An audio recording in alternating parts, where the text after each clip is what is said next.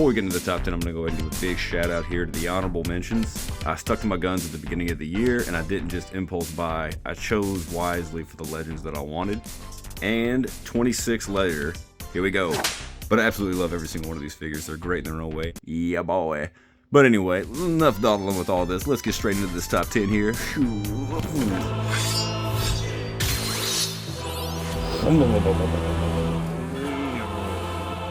Nightcrawler. Kurt here handles like a champ.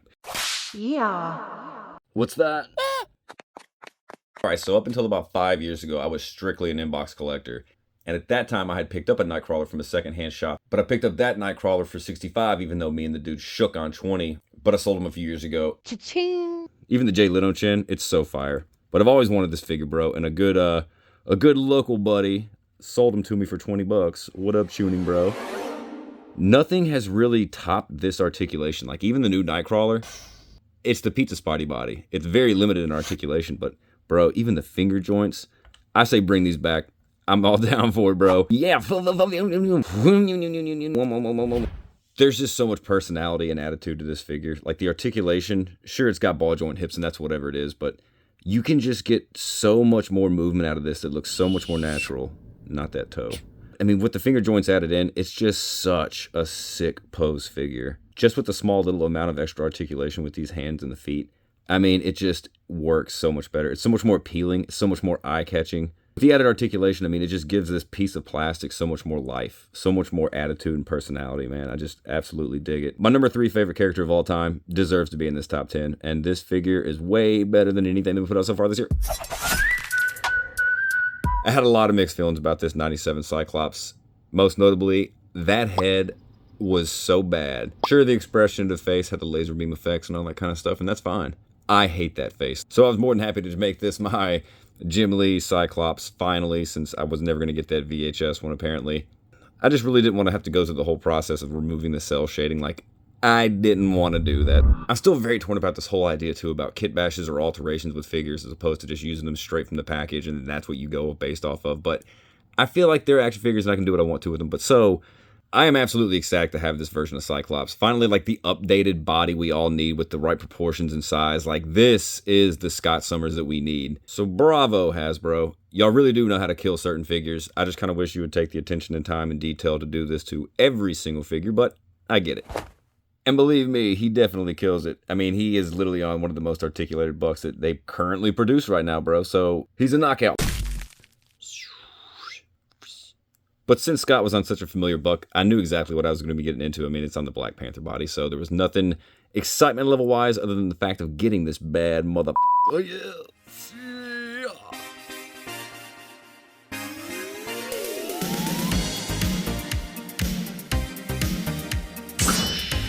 I will never pass up the chance to get any sort of a robot-human hybrid thing, ever. And this face just works out so well with it. I don't remember the exact character's name at all, but just take the American flag paint off that came with it, and bro, it just fits him seamlessly. It's so fantastic, Blue Beetle sword, bro. It's a Kitbasher's dream. You can literally do so much with this body. I do like the Bruce Campbell face that came with it, but ultimately, I didn't buy it for the character himself. I know a lot of people were searching after this figure for the Reaver's completion, but I didn't care at all about that, bro. I just wanted to do fun stuff like this. The only thing that would have probably put over the top was some sort of an ankle swivel or a shin cut in one of these perfectly placed places for a shin cut, but whatever, it doesn't matter. This figure is the business. I probably like him a lot more than I should, but I mean, bro, how much sicker is a robot soldier? I mean, it's literally Terminator, bro. If you want to improve your figures and have a lot more fun, your limitations are your imagination. So just go wild with anything you can think of, throw it together, and bro, you can come up with cool shit like this.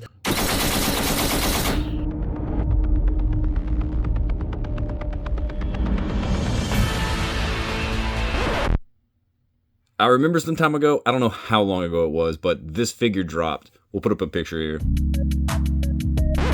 And I never saw it again, never thought about it again. But anyway, I found him at Ollie's for like $10, and bro, I couldn't believe it. I finally got my Winter Soldier, because Winter Soldier is my Captain America, even above Steve Rogers. I was ecstatic to have him. I did do a little alterations to him, as you can tell, to make him the Winter Soldier Captain America that I want. And it's, oh my god, it's so sick, bro. It's so good to finally have a fire Captain America, man. One that I can proudly have on my display as, I don't know, I'm never going to use the word GOAT, but the best Captain America. I mean, Falcon's alright, you know? But this bad boy is Captain America. Hoorah! Any which way but loose. And it's crazy that him and Cyclops share the same body. And it's so much funner for some reason. I guess it's the interchangeability. It's all the different stuff you could do with him as opposed to Cyclops. But man, talk about just one of the funnest figures of the year, man. I have had an immense amount of fun posing him around and making videos and stuff with him. Like, it is just... he's fantastic. Bucky, out! Mm-hmm. Number 6. Astonishing Wolverine. Bro, I had the absolute hardest time. I think I spent literally about 3 hours trying to just figure out, am I going to be putting him in my top 10? I'm going to try and make this really, really short. It's about the boot cuts. It's that issue alone. I just didn't know how to feel about him now that I've fixed the boot cut situation, and now he's good to go. But yeah, man, he's an absolute beast of a figure. He has so much good, positive things going on for him. I dig his claws the most. I like how they're Hugh Jackman style, and they're not out of the top of the hands. It's just the kneecaps down really just killed me to know that he didn't come with boot cuts. That was so crazy. It's the extreme articulation. It's the amount of posability. It's this face, man. This face is definitely the selling point for this. I just dig it so much. Too bad the unmasked head was a piece of shit. I'm not even gonna lie, he probably would have been number 1 if he would have had boot cuts, but any which way you look at it, he's on this list at least. I'm just gonna do one more pose.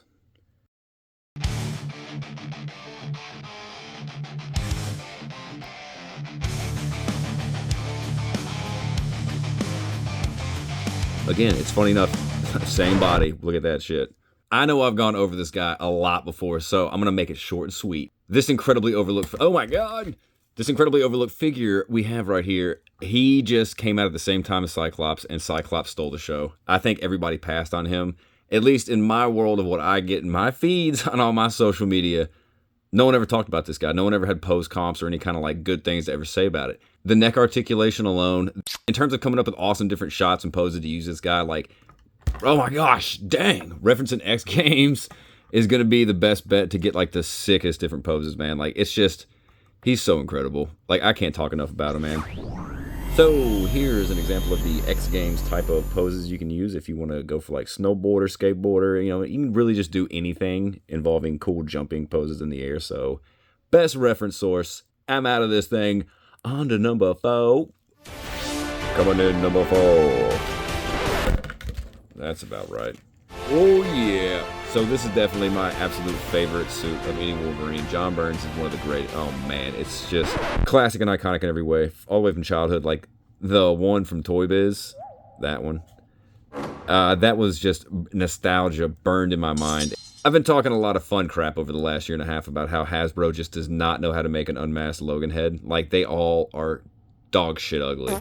The only exception I can think of off the top of my head right now is from the Wolverine and Psylocke 2-pack. Like, those two heads are probably the best. This... Oh my god, dude. It is a complete redoing of the Toy Biz head from 94. Picture here again. This is perfect. This is like everything I imagine Wolverine to be without his mask on. This is 100% it. Yeah. Even though that this Wolverine buck, I guess, is kind of dated by now standards, especially with the release of that Astonishing Wolverine, I just can't get over the nostalgia feeling of it. Now, dude, if this figure never came with boot cuts and it was a stiff leg just like the Astonishing Wolverine, then I would for sure have Astonishing above this one. I already know that this thing moves, bro. It was my number 1 figure of last year. It's superior. It is so good in every way. In case anybody was wondering, he did not come with this drop-down cowl. I painted it myself. I did a short on there, so I will put a link in the description of that one, too, if you want to learn how to do that. It really does just add something extra to this figure, bro. It's sick.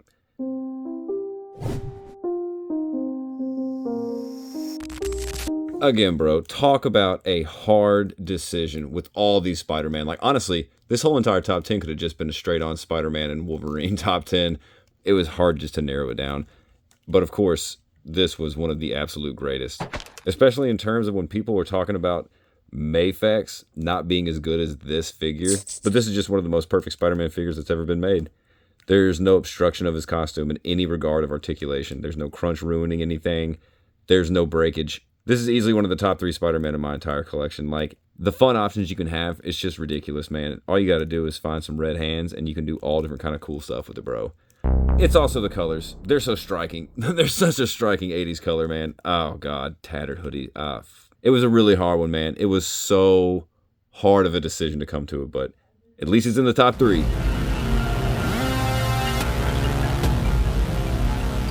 What Sony ruined, Hasbro saved. One of the best Marvel Legends literally ever done by Hasbro. Everything about this figure, from the design to the sculpt to the execution especially, man, every little detail they put into this figure, even though the paint job wasn't that good, you know what I'm talking about. It was just so jelly-packed with all these extra details, man, and it's just incredible. I'm not going to break these pieces out either, though. I do not want to have to go through all that again. I was just so impressed with this. It's another immensely amazing Carnage figure. Just the articulation and range you can get with this, man. It is so sick for such a massive figure to be so awesomely articulated, man. You can really get him into some nasty poses. Like something like this, dude. Like, that is just so menacing and evil. Imagine looking under your bed and seeing this thing crawling out at you.